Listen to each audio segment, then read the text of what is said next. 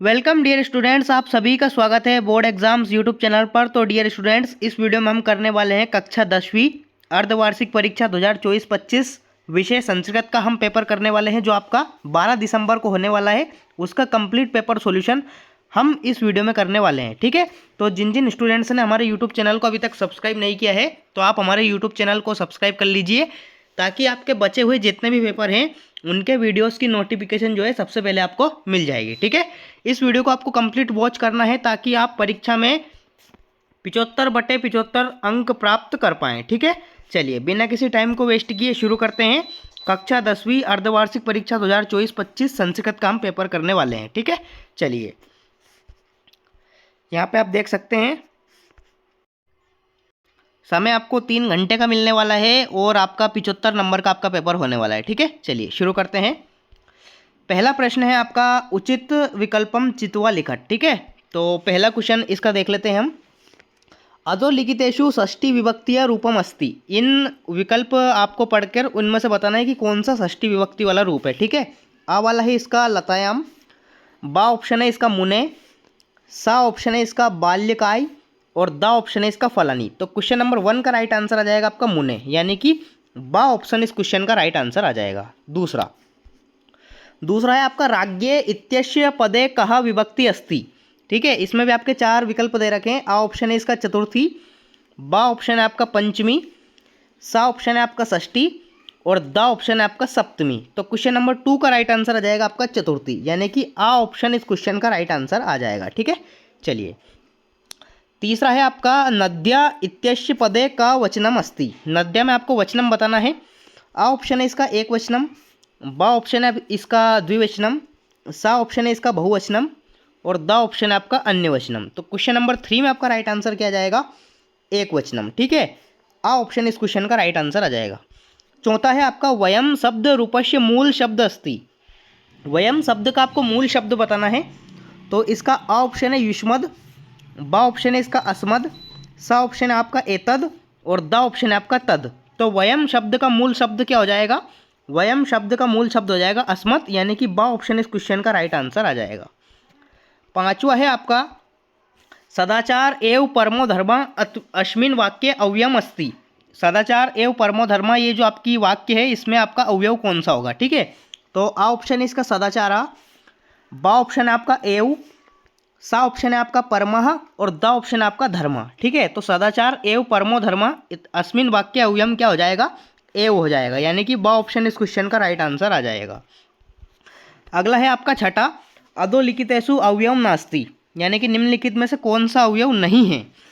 आ option है आपका यदा, बा ऑप्शन है आपका सर्वत्र, सा ऑप्शन है आपका स्वहा और दा ऑप्शन है आपका अहम। तो इन चारों में से अवयव कौन नहीं है, इन चारों में से अवयव सर्वत्र नहीं है, यानी कि बा ऑप्शन इस क्वेश्चन का करेक्ट आंसर आ जाएगा, ठीक है। चलिए तो इस प्रकार से आपके जो सही विकल्प हैं वो कंप्लीट हो जाते हैं। अब अगला प्रश्न देखते हैं हम।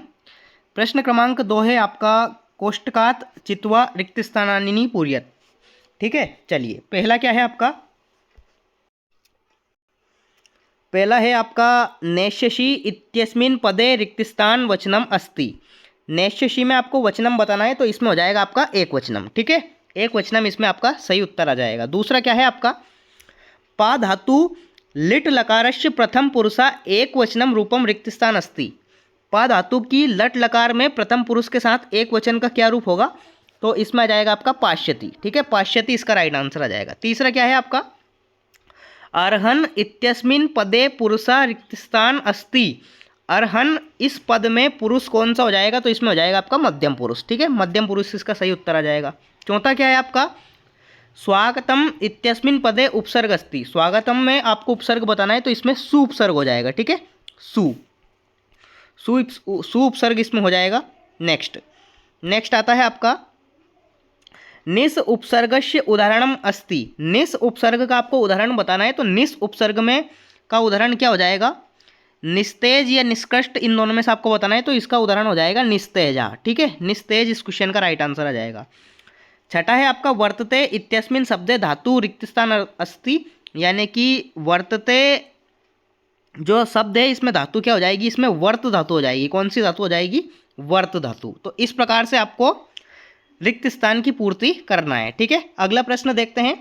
प्रश्न क्रमांक 3 है आपका, शुद्ध वाक्याम समक्षम आम और अशुद्ध वाक्याम समक्षम न इति लिखत। ठीक है, शुद्ध वाक्यों के सामने आपको आम लिखना है और अशुद्ध के सामने न लिखना है। चलिए देख लेते हैं इनको। पहला क्या है, कुद्दः सिंहम वने वस्ति अस्मिन् वाक्ये विशेषण पदम सिंह अस्ति, तो ये इसमें आ जाएगा आपका ना। ठीक है, गलत बात है ये। दूसरा क्या है आपका, निर्बलः कृषका अस्मिन् वाक्ये विशेष्य पदम कृषका नास्ति, बिल्कुल सही बात है, इसमें आपका आम आ जाएगा। तीसरा क्या है, कातारा इत्यस्य पदस्य विपरीतार्थं पदम अकातरा भवति, यानी कि जो कातरा है ये लिखा है और इसका विपरीत आ कातर होगा, तो ये बिल्कुल आपका सत्य होगा। ठीक है, आम आ जाएगा इसमें, इसमें आपको आम करना है। चौथा क्या है आपका, संपन्नम इत्यस्य विपरीतार्थक पदम विपन्नम भवति, संपन्न का विपरीत विपन्न होता है, तो ये भी गलत बात है। ठीक है, ना आ जाएगा इसमें। ठीक है, ना। पांचवा है आपका, शिव इत्यस्य पर्याय पदम शका अपि अस्ति, ये बिल्कुल आपका गलत है, तो इसमें आपका ना आ जाएगा। ठीक है, नेक्स्ट। छठा है आपका, अग्नि इत्यस्य पदम समानार्थी पावका अपि अस्ति, तो ये बिल्कुल आपका सही है, तो इसमें आपको आम लिखना है। ठीक है, आम। तो इस प्रकार से आपका प्रश्न क्रमांक 3 यानी कि आम ना समाप्त होता है। अगला प्रश्न है आपका प्रश्न क्रमांक 4, उचित युग्म मेलनम कुरुत। ठीक है, सही जोड़ी का मिलान आपको करना है। चलिए देख लेते हैं। पहला है आपका नवभालिका, तो नवभालिका को कैसे मैच करना है, कर्मधारय समास से। ठीक है, खा जो आपका दे रखा है कर्मधारय, इससे मैच करना है। द्वंद्व समास, तो द्वंद्व समास का उदाहरण क्या होगा, पित्रो, पित्रों से इसको मैच करना है। शरण प्राप्तः, तो इसको कैसे मैच करना है, शरणम प्राप्ता। ठीक है। चौथा है आपका मनोरथा, मनोरथा में कौन सी संधि हो जाएगी, विसर्ग संधि हो जाएगी। उमेशा, उमेश का संधि विच्छेद आपको बताना है, तो उमा धन ईश। ठीक है, उमेश।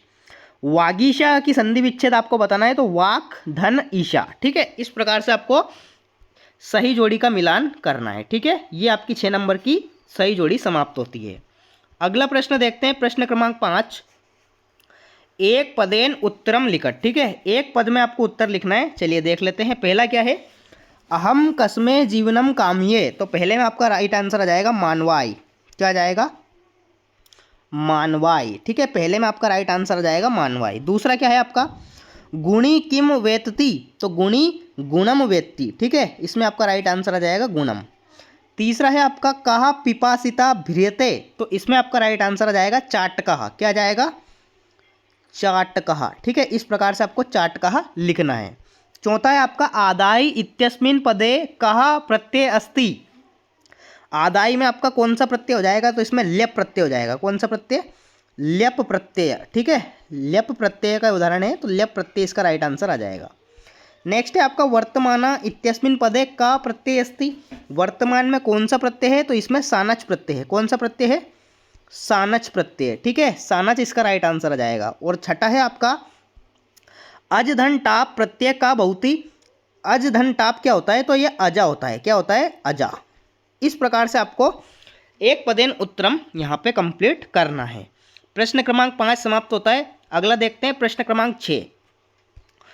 प्रश्न क्रमांक 6 आपका केसाम विस्फोटेरपि भूकंपो जायते, इसका अथवा क्या है, प्रसूते निशा अंधकारे सा किम चिंतयत। ठीक है, ये दे रखा है अथवा में, तो इन दोनों में से आप कोई सा भी एक याद कर सकते हैं। ठीक है, एक वाक्य में आपको लिखना है। प्रश्न क्रमांक 7 आपसे पूछा गया है जनस्य क्रंदनम निशम्य आरक्षी किम उक्तवान। ठीक है, इसका अथवा अगले पेज पर दे रखा है। इसका अथवा ये दे रखा है, यदि राजा सम्यक न भवति तदा प्रजा कथम विवल वेत। ठीक है, ये दे रखा है, ये हो जाएगा 7वें का अथवा। प्रश्न क्रमांक 8वां आपकी स्क्रीन पर है, आप 8वां देख सकते हैं। ठीक है, अथवा में से दोनों में से कोई सा आप एक कर सकते हैं, दोनों में से जो आपको अच्छा लगे वो आप कर सकते हैं। प्रश्न क्रमांक 9 आपकी स्क्रीन पर है, ये भी दोनों अथवा में दे रखे हैं, आप दोनों में से कोई सा भी एक याद कर सकते हैं। प्रश्न क्रमांक 10 आपकी स्क्रीन पर है, अस्माभि कीदृशा वृक्षा, ये वाला। ठीक है, और इसका अथवा है कृषका किम करोति स्म। इन दोनों में से आप कोई सा भी एक याद कर सकते हैं। तो ये आपको एक वाक्यन जो आपके क्वेश्चन है ये यहाँ पे समाप्त हो जाते हैं। अगला प्रश्न देखते हैं। प्रश्न क्रमांक 11 आपसे पूछा गया है, अधोलिखितानि वाक्यानि कम कहा प्रति कथयति कोपि दो, यानी कि किसने किससे कहा था ये आपको बताना है, कोई दो बताना है आपको। चलिए मैं आपको बता देता हूँ। तो आपको दो बताना है तो पहला आप स्किप कर सकते हैं, मैं आपको दूसरा और तीसरा बता देता हूँ। तो दूसरे में कहा की जगह आ जाएगा सिंहम। क्या आ जाएगा?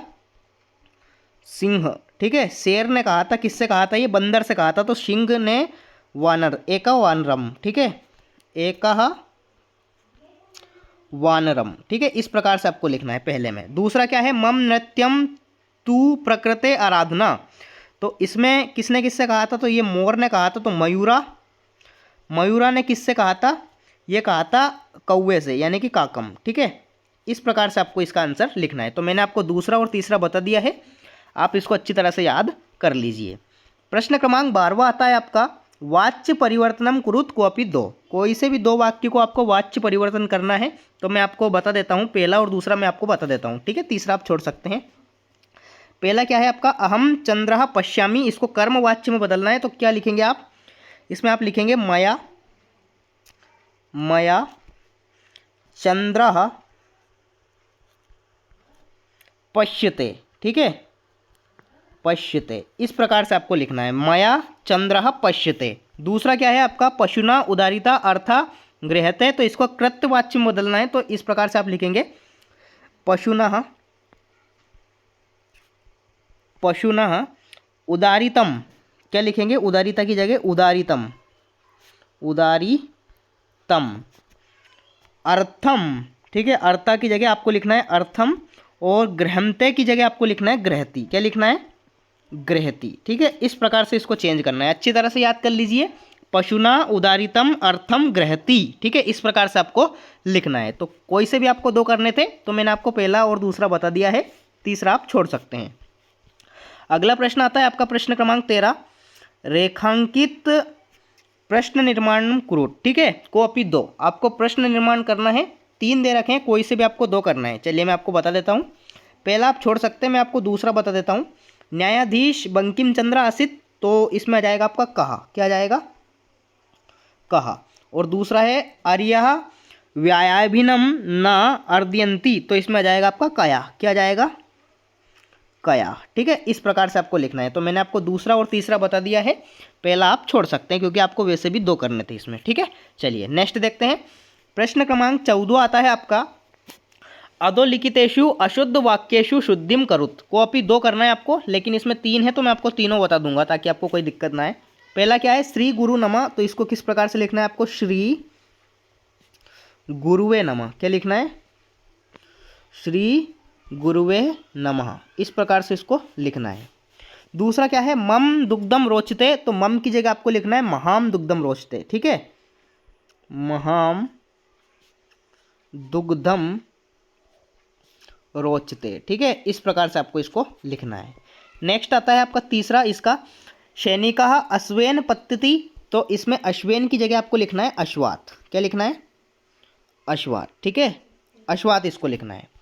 यह होता है आपका प्रश्न क्रमांक 14 समाप्त। अब आता है आपका प्रश्न क्रमांक 15, प्रश्न पत्रे समागतान श्लोकानां विहाय स्वपाठ्यपुस्तकात् एकम सुभाषितानि लिखत। यानी कि आपको एक श्लोक लिखना है, तो बिल्कुल आप इजीली इसको कर सकते हैं। 2 नंबर का आपको एक श्लोक लिखना है। अगला प्रश्न आता है आपका प्रश्न क्रमांक 16। प्रश्न क्रमांक 16 आता है आपका, प्रदत्ते शब्दे रिक्त स्थानानि पूर्यत। कॉपी 4 आपको करना है, लेकिन मैं आपको 6 बता दूंगा ताकि आपको कोई दिक्कत ना आए। पहला क्या है? सर्वेषाम एव महत्वम विदते, तो पहले में आपका राइट आंसर आ जाएगा यथा समयम। ठीक है, पहले में आपका राइट आंसर क्या आ जाएगा? यथा समयम। ठीक है, पहले में आपका राइट आंसर आपको इसमें लिखना है। दूसरा क्या है आपका? चौरस्य रिक्त स्थान प्रबुद्ध अतिथि, तो दूसरे में आपका राइट आंसर आ जाएगा आरक्षी। क्या आ जाएगा? आरक्षी। तो दूसरे में आपको लिखना है आरक्षी। नेक्स्ट है आपका तीसरा, पिता पुत्राय बाल्ये रिक्त स्थान यच्छति, तो तीसरे में आपका राइट आंसर आ जाएगा विद्या। क्या आ जाएगा? विद्या। तीसरे में आपको यहाँ पे लिखना है विद्या। नेक्स्ट है आपका रिक्त स्थान प्राणिना भूकंपेन निहन्यते, तो चौथे में आपका राइट आंसर आ जाएगा पाद ध्वनिना। क्या आ जाएगा? पाद ध्वनिना। ठीक है, तो ये चौथे में आपको राइट आंसर लिखना है। पांचवा है आपका चोरा रिक्त स्थान आसित, तो चोरा विवशा आसित। ठीक है, विवशा, ये वाला आपको इसमें लिखना है 5वें में। और छठा और अंतिम है आपका बुद्धिमती रिक्त स्थान पुत्रो प्रहतवती, तो इसमें आपको आ जाएगा चपेटिया। क्या आ जाएगा? चपेटिया। ठीक है, ये इसमें आपको राइट आंसर लिखना है। तो इस प्रकार से आपका प्रश्न क्रमांक 16 समाप्त होता है।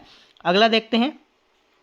अगला आपका प्रश्न क्रमांक 17 आता है, प्रदत्त वाक्य घटनाक्रम अनुसार लिखत। ठीक है, घटनाक्रम के अनुसार इन वाक्यों को आपको जमाना है। तो मैं आपको डायरेक्ट इसके आंसर बता देता हूँ। सबसे पहले आ जाएगा आपका ये चौथा वाला। ठीक है, इयम कथा ये वाला। ठीक है, दूसरे नंबर पे आपको लिखना है भवान वाला, भवान एतत् पश्यति न।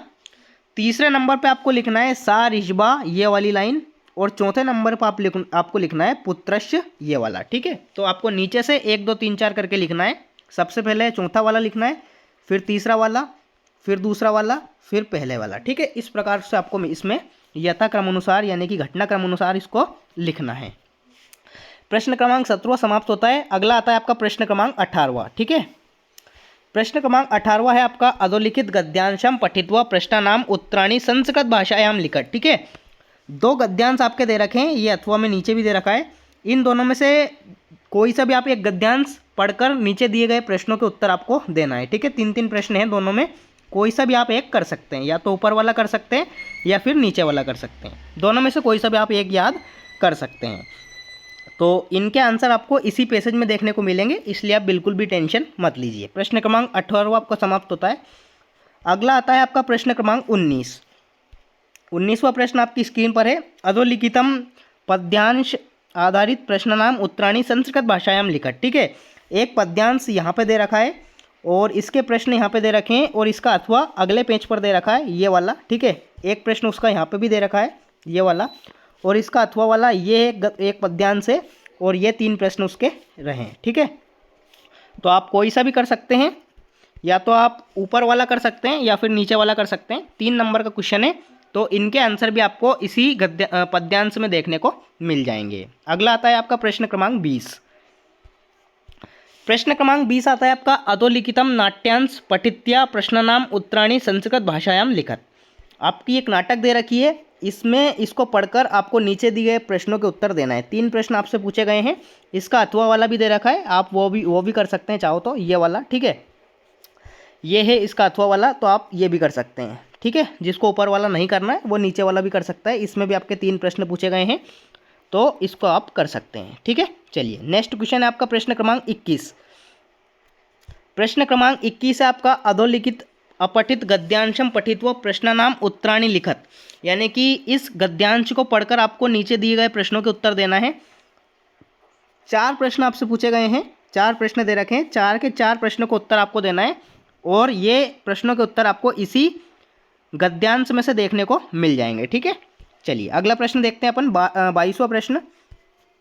22वां प्रश्न आता है आपका स्वप्राचार्यस्य कृते अवकाशार्थम एकम प्रार्थना पत्र संस्कृत भाषायाम लिखत। और इसका अथवा दे रखा है स्वमित्रम प्रति एकम शुभ कामना पत्रम संस्कृत भाषायाम लिखत। ठीक है, तो दोनों में से आप एक कर सकते हैं। आपको अवकाश की जो प्रार्थना पत्र है वो लिखना आता होगा संस्कृत भाषा में, तो बिल्कुल आप कर सकते हैं। 4 नंबर का क्वेश्चन होने वाला है। 23वां और अंतिम प्रश्न है आपका अधोलिखितेषु विषयेषु एक विषयम स्वीकृत्य विंशाधिक शत शब्देषु। यानी कि 120 शब्दों में आपको निबंध लिखना है इन चारों में से किसी एक विषय पर।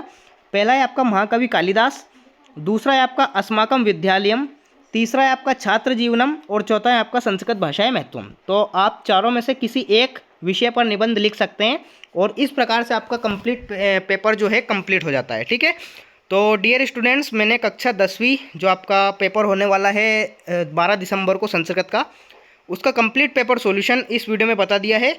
आई होप आपको वीडियो अच्छा लगा होगा। अगर आपको किसी भी प्रकार का डाउट है तो मुझे कमेंट बॉक्स में ज़रूर बता दीजिए।